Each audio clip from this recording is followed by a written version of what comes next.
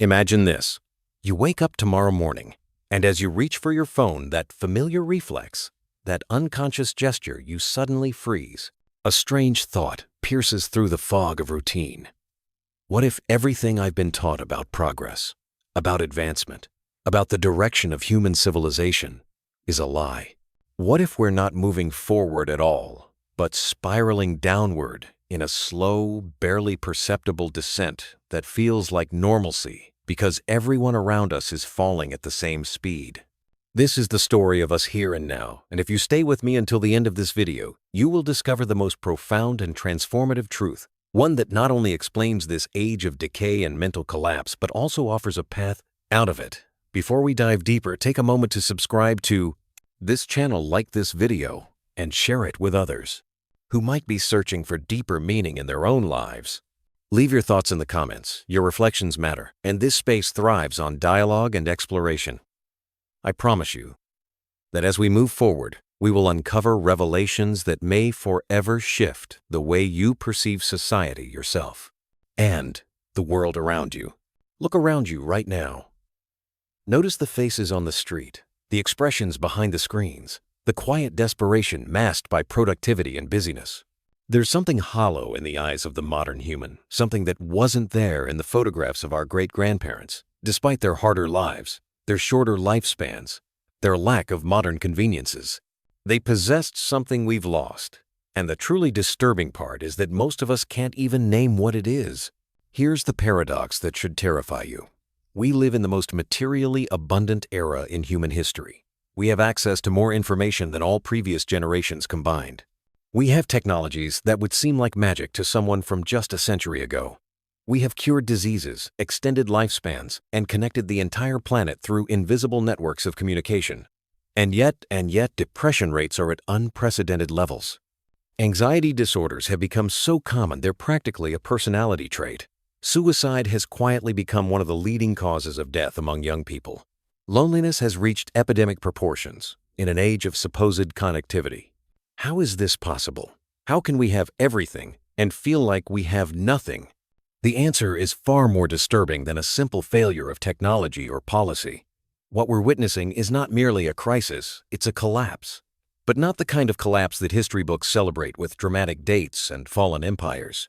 This is a collapse of the invisible architecture that holds human societies together, meaning itself. We are living through the mental and spiritual disintegration of civilization, and most of us are so deeply embedded in it that we mistake the symptoms for normal life. Consider this unsettling possibility.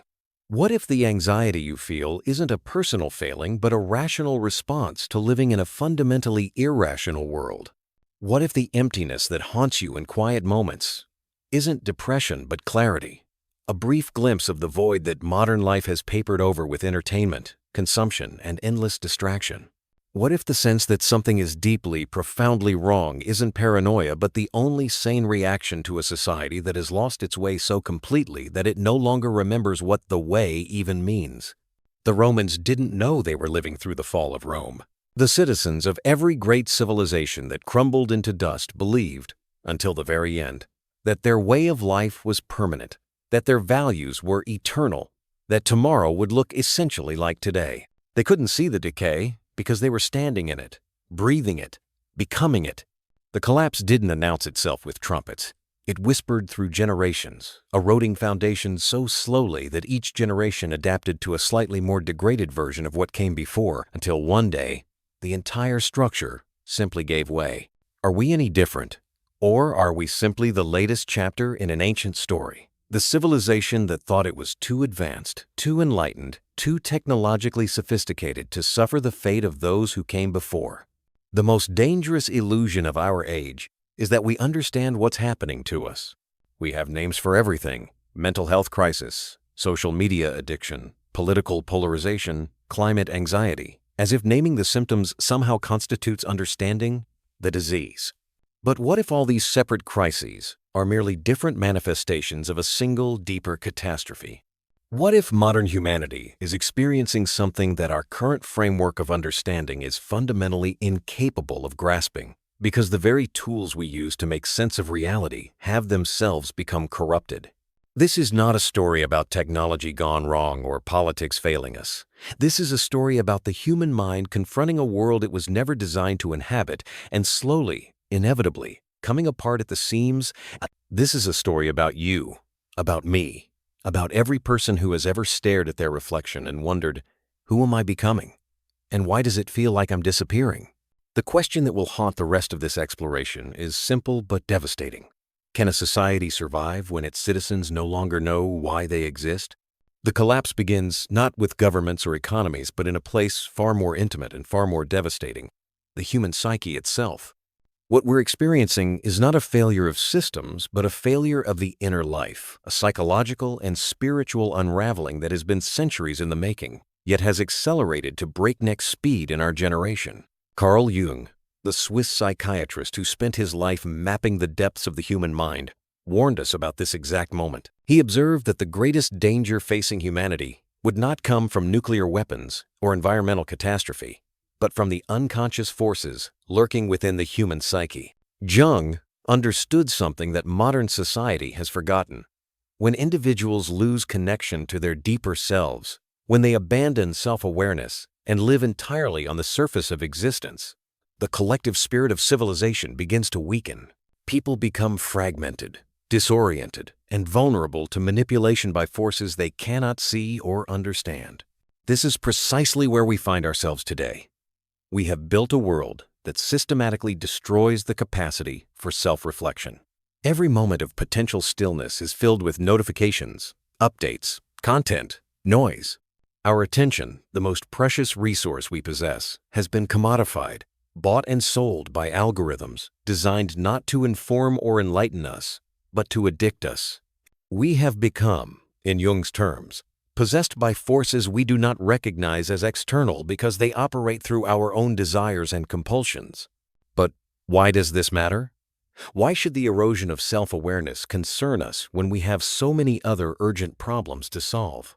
Because without self-awareness, there is no self, and without a self, there is only a hollow vessel that can be filled with whatever narrative, ideology, or product serves the interests of those who control the flow of information. The Danish philosopher Søren Kierkegaard saw this coming in the 19th century when he wrote, "The greatest danger, that of losing one's own self, may pass off in the world as if it were nothing." He understood that a person could go through an entire lifetime, achieve every conventional marker of success, and yet never actually become themselves, never discover who they truly are beneath the layers of social conditioning and external expectation. This is the hidden problem at the heart of our age. We are living as imitations of life rather than as authentic beings. Society doesn't just permit this exchange, it actively encourages it. Abandon depth for approval. Abandon authenticity for applause. Trade your inner truth for the validation of strangers. The result is a generation of people who are exhausted not merely from work, but from the relentless performance of a self they don't actually inhabit. Friedrich Nietzsche predicted this crisis with chilling accuracy when he declared that God is dead and we have killed him. He wasn't making a theological statement, but a cultural diagnosis.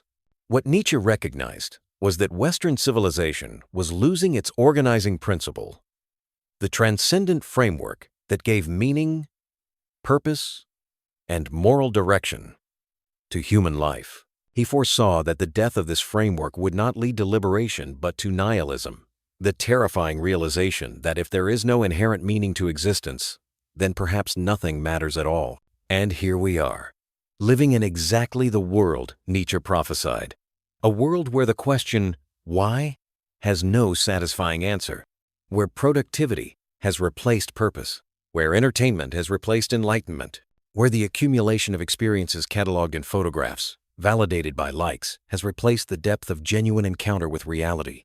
Viktor Frankl, who survived the Nazi concentration camps, discovered something in those depths of human suffering that speaks directly to our current crisis.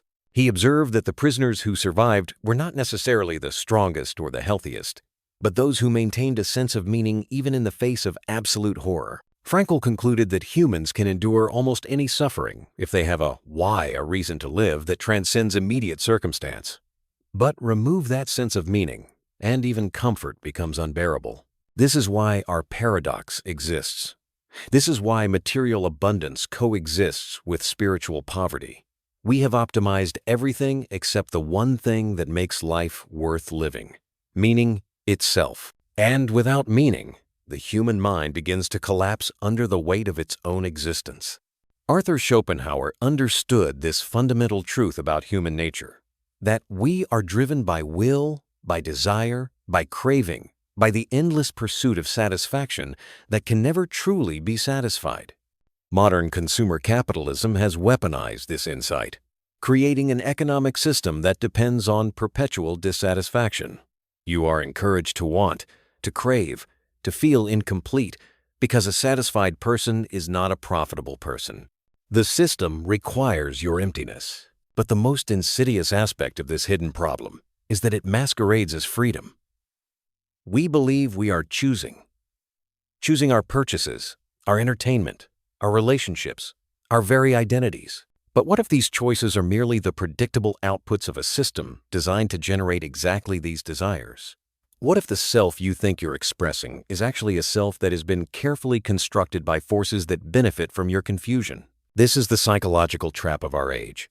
We are prisoners who believe we are free, addicts who believe we are in control, lost souls who believe we are on a path. And the tragedy is that the very tools we might use to escape our reason, our will, our capacity for self-reflection have themselves been compromised by the environment we inhabit. The true horror of this collapse is not what we can see, but what we cannot. The consequences of living in a society that has lost its moorings operate beneath the surface of consciousness, shaping our thoughts, emotions, and behaviors in ways we mistake for personal choice or individual struggle. What feels like your private pain is actually a shared wound, a collective trauma that manifests in a million individual breakdowns. Consider what happens to human relationships in an age of decay. Once, relationships were built on patience, on the slow accumulation of trust, on shared values that transcended individual desire. They required vulnerability, the terrifying act of revealing your true self to another and hoping they would not turn away. Today, relationships have been reduced to transactions, to cost-benefit analyses conducted at the speed of a swipe. We have more connections than ever before, yet loneliness has become the defining experience of modern life. The psychologist Erich Fromm saw this coming decades ago when he wrote about the modern human condition in The Art of Loving. He described a person desperate for connection, yet terrified of genuine intimacy. Someone who would rather maintain 1,000 superficial bonds than risk the vulnerability required by one real relationship. Why? Because true intimacy demands that you be seen, fully and completely. And when you don't know who you are beneath the masks you wear, being seen becomes the ultimate threat. So, we surround ourselves with people and remain profoundly alone. We share our lives through screens and never truly touch another soul. We accumulate followers and friends and contacts, building elaborate networks of pseudo-connection that collapse into nothing the moment we actually need someone. This is not connection. It is the simulation of connection. And the human heart knows the difference, even when the conscious mind refuses to acknowledge it. The consequences extend into our work lives with equal devastation. Labor was once a source of meaning, a way to contribute to community, to create something that outlasted you, to feel the satisfaction of accomplishment. Today, for vast numbers of people, work has become a soul-crushing treadmill stripped of deeper purpose. You exchange your finite hours, the irreplaceable substance of your one life, for money that allows you to survive long enough to exchange more hours. The philosopher Hannah Arendt warned that when work loses, meaning when humans are reduced to mere functions in a machine, life itself begins to feel empty. This is why burnout is no longer an exception but the norm. It's not that people are weak or lazy or unable to handle stress. It's that they are being asked to pour their life energy into activities that offer no genuine nourishment in return. The exhaustion you feel is not a personal failing. It is the rational response of a human soul crying out that something is fundamentally wrong with this arrangement. But perhaps the most insidious consequence of all is what this does to identity itself. Who are you, really? Not your job title, not your social media profile, not your productivity metrics or your accomplishments or your carefully curated image. Strip all that away, and what remains? For many, the answer is terrifying: nothing, or something so confused and fragmented that it can barely be called a self at all. The psychologist Carl Rogers, one of the founders of humanistic psychology, observed that people suffer most intensely when they live in ways that are out of alignment with their true nature. When society pressures you to become someone you are not, when it rewards performance over authenticity, image over substance, conformity over individuality, you begin to collapse from within. You may achieve every external marker of success and still feel like a fraud, because at some level you know that the person receiving the accolades is not actually you. This psychological fragmentation has profound neurological consequences. Your brain is designed to create coherent narratives, to make sense of experience, to integrate memory and identity into a stable sense of self. But when the story of who you are keeps changing based on context, when you present one self online, another at work, another with family, and none of them feel fully real, the brain struggles to maintain coherence. The result is a kind of cognitive dissonance that manifests as anxiety, depression, and a pervasive sense of unreality. Cognitive scientists have discovered that our brains are particularly vulnerable to certain patterns of thought and behavior that modern life encourages. Confirmation bias keeps us trapped in echo chambers, never encountering ideas that challenge our assumptions. The availability heuristic makes us believe that whatever is most visible, usually the most sensational, the most emotionally charged, is most important, distorting our understanding of reality. Decision fatigue from the endless stream of choices leaves us depleted and vulnerable to manipulation. These are not bugs in the system, they are features. A fragmented, exhausted, confused population is easier to control than one that is centered, clear-minded, and connected to a deep sense of purpose. When you don't know who you are, someone else will be happy to tell you. When you have no internal compass, you will follow wherever the current flows. The cultural conditioning runs so deep that most people never question it. You are taught from childhood that your worth depends on achievement, that your identity is something you construct through choices and purchases, that happiness comes from getting what you want rather than wanting what you have. These narratives feel natural because they're the water you swim in, but they are not universal truths. They are stories that serve particular interests, and those interests are not yours. The truly devastating consequence is this. A society of people who have lost themselves cannot recognize that they are lost. They mistake their confusion for complexity, their emptiness for sophistication, their despair for realism. They defend the very system that is destroying them because they cannot imagine an alternative.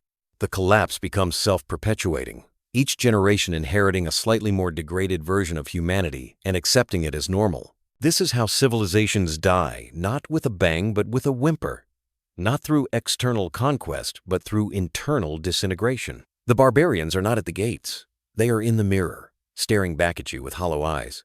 But here is where the story takes an unexpected turn. Here is where despair transforms into possibility. Because the same forces that have brought us to the edge of collapse also contain within them the seeds of liberation. The very fact that you can recognize the cage means you have already begun to see beyond its bars. The rebellion begins with a single radical act. You must reclaim your mind, not in some vague inspirational sense, but as a deliberate, disciplined practice of resistance against the forces that have colonized your consciousness. The Stoic philosophers understood this 2,000 years ago. Marcus Aurelius, Emperor of Rome, wrote in his private journals, "You have power over your mind, not outside events. Realize this, and you will find strength." These words, penned in the midst of plague, war, and political chaos, contain a truth that is even more relevant today than it was then. You cannot control the algorithm. You cannot stop the machinery of modern life from grinding forward. You cannot single-handedly reform the economic system or reverse cultural decay. But you absolutely can, reclaim sovereignty over the 6 inches of space between your ears. And that reclamation changes everything. Start with attention. Your attention is not a renewable resource. You have a finite amount, and every moment you spend absorbed in distraction is a moment stolen from the life you could be living. The tech companies know this. They have hired armies of engineers and psychologists whose sole job is to capture and monetize your attention. Every notification, every autoplay feature, every infinite scroll is designed to keep you engaged. Not because it serves you, but because it serves them. The counterintuitive solution is not to fight harder or try to use willpower to resist. Willpower is a finite resource that depletes throughout the day. Instead, you must redesign your environment to make attention-worthy activities the path of least resistance. Delete the apps, turn off the notifications, create friction between yourself and the sources of distraction. Make it difficult to default into mindlessness and easy to default into presence. This is not about productivity. This is about reclaiming your humanity. When you sit in silence for even 5 minutes without reaching for your phone, you are committing an act of rebellion. You are asserting that your inner life matters more than the endless stream of content designed to keep you sedated and compliant. The philosopher Friedrich Nietzsche, despite his reputation for darkness, offered one of the most empowering ideas in human history, the concept of self-overcoming. Nietzsche believed that humans are not fixed entities, but processes of becoming that you can literally create yourself through conscious choice and disciplined action. The person you are today is not the person you must be tomorrow. Every moment offers the possibility of transformation, but only if you are willing to face the discomfort of change. This means confronting the parts of yourself you have been avoiding. Carl Jung called this shadow work, the process of integrating the aspects of your personality that you have repressed or denied. The rage you've been taught to suppress, the desires you've been told are shameful, the weakness you've been hiding, even from yourself. These shadow elements don't disappear when you ignore them. They sabotage you from the unconscious, manifesting as self-destructive behaviors, inexplicable anxieties, and patterns you can't seem to break. But when you turn toward the shadow, when you say, yes, this is also me, something remarkable happens. You become whole. Not perfect. Wholeness has nothing to do with perfection, but integrated.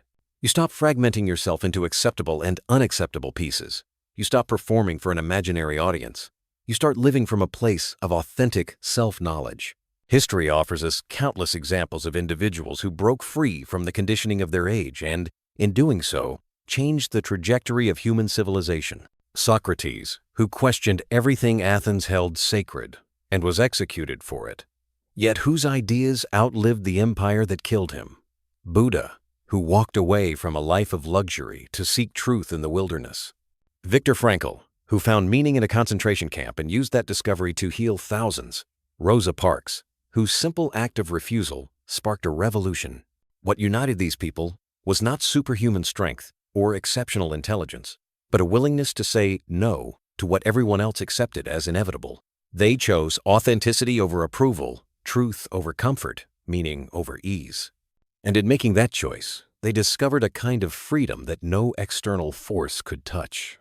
You have the same capacity, the same choice. The rebellion doesn't require you to quit your job, abandon society, or retreat to a mountaintop. It requires something far more difficult: living with integrity in the midst of a world that rewards compromise.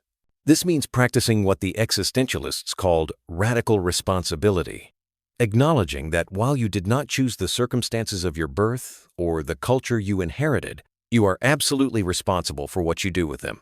Jean-Paul Sartre insisted that we are condemned to be free, that the burden of choice cannot be escaped by claiming victimhood or citing external circumstances. Every moment, you are choosing who you are, becoming through your actions and inactions. Start small. Choose one area of your life where you have been living inauthentically, where the gap between who you are and who you pretend to be feels most painful. Maybe it's a relationship where you constantly edit yourself to keep the peace. Maybe it's work that violates your values but pays well. Maybe it's a habit you've been telling yourself you'll change someday. Choose one thing and commit to bringing it into alignment with your deeper truth. The discomfort will be intense.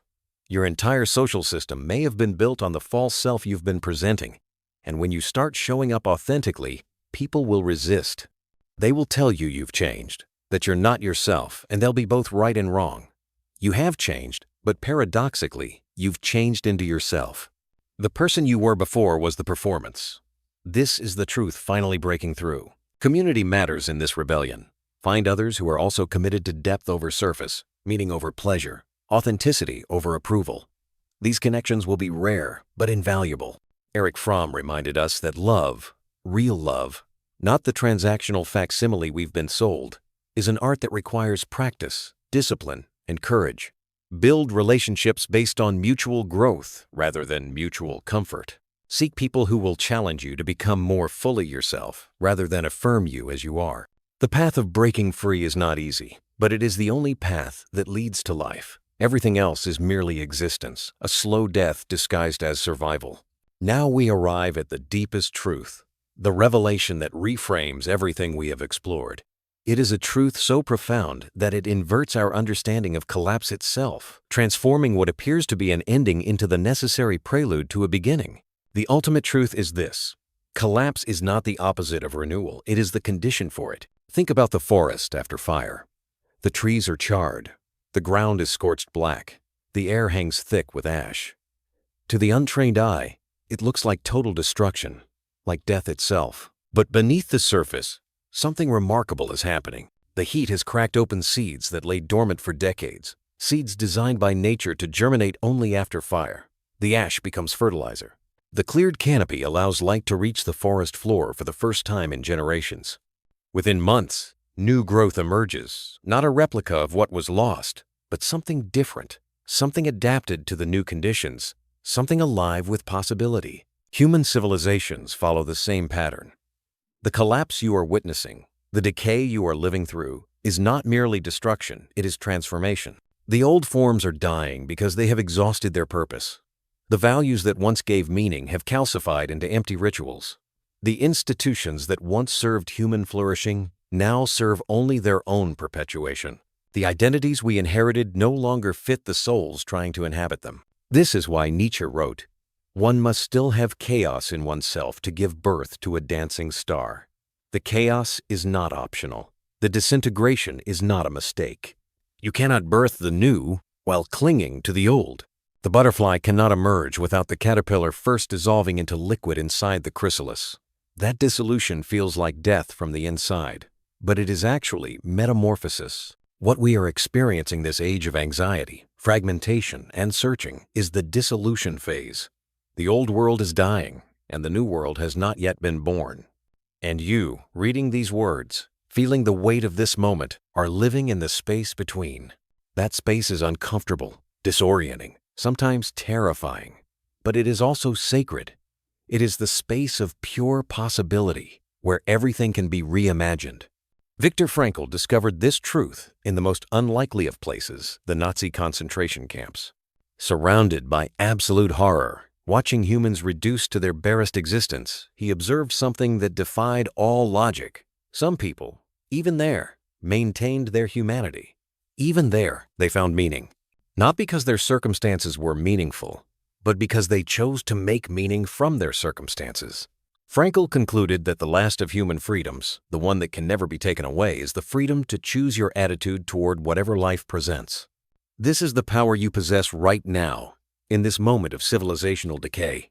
You cannot control that society is collapsing. You cannot stop the mental health crisis or reverse cultural fragmentation with a single decision. That space is uncomfortable, disorienting, sometimes terrifying, but it is also sacred. It is the space of pure possibility, where everything can be reimagined. Viktor Frankl discovered this truth in the most unlikely of places, the Nazi concentration camps. Surrounded by absolute horror, watching humans reduced to their barest existence, he observed something that defied all logic. Some people, even there, maintained their humanity. Even there, they found meaning. Not because their circumstances were meaningful, but because they chose to make meaning from their circumstances. Frankl concluded that the last of human freedoms, the one that can never be taken away, is the freedom to choose your attitude toward whatever life presents. This is the power you possess right now, in this moment of civilizational decay. You cannot control that society is collapsing. You cannot stop the mental health crisis or reverse cultural fragmentation with a single decision. That space is uncomfortable, disorienting, sometimes terrifying, but it is also sacred. It is the space of pure possibility, where everything can be reimagined. Viktor Frankl discovered this truth in the most unlikely of places, the Nazi concentration camps. Surrounded by absolute horror, watching humans reduced to their barest existence, he observed something that defied all logic. Some people, even there, maintained their humanity. Even there, they found meaning. Not because their circumstances were meaningful, but because they chose to make meaning from their circumstances. Frankl concluded that the last of human freedoms, the one that can never be taken away, is the freedom to choose your attitude toward whatever life presents. This is the power you possess right now, in this moment of civilizational decay. You cannot control that society is collapsing. You cannot stop the mental health crisis or reverse cultural fragmentation with a single decision. The ultimate truth, then, is this: you are not a victim of the age of decay. You are a participant in the age of rebirth. The collapse is happening. Yes, the old forms are dying. Yes, but what comes next depends entirely on what we choose to build in the ruins. Will it be a society that has learned from the mistakes that brought us here?